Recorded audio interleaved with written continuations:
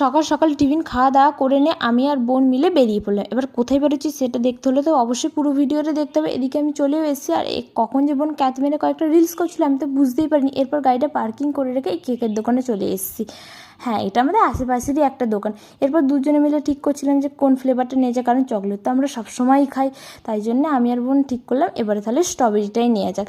এরপর আর যেমন কথা তেমন কাজ, তো ফ্লেভারের কেকটা নিয়ে তাতে নামটাম লিখে নিয়ে ঘরে চলে এসেছিলাম। এরপর একদম রেডি হয়ে চলে এসেছি। ও হ্যাঁ, মাঝখানে কিন্তু ঘরটা ডেকোরেশনও করে নিচ্ছি, সেটা তোমাদের সাথে ছোটো করে শেয়ার করে দিলাম। এদিকে এখনও বোন কেকের সামনে ফুল দিয়ে সাজাচ্ছিল, কারণ আজকে আমার মা বাবার অ্যানিভার্সারি।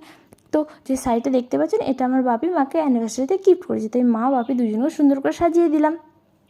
একটু কেক খাওয়া দাওয়া করা হলো, এরপর কয়েকটা রিলস ভিডিও তোলা হলো। আর আজকে মা তো রাতের ডিনারটা স্পেশাল মেনু বানিয়েছে, সেটা হলো মাটন, পরোটা আর স্যালাড। তো সেটাই সবাই মিলে পরিবারে খাওয়া দাওয়া করলাম। আজকের মতো এখানেই, দেখা হচ্ছে নেক্সট ভিডিও, বাই।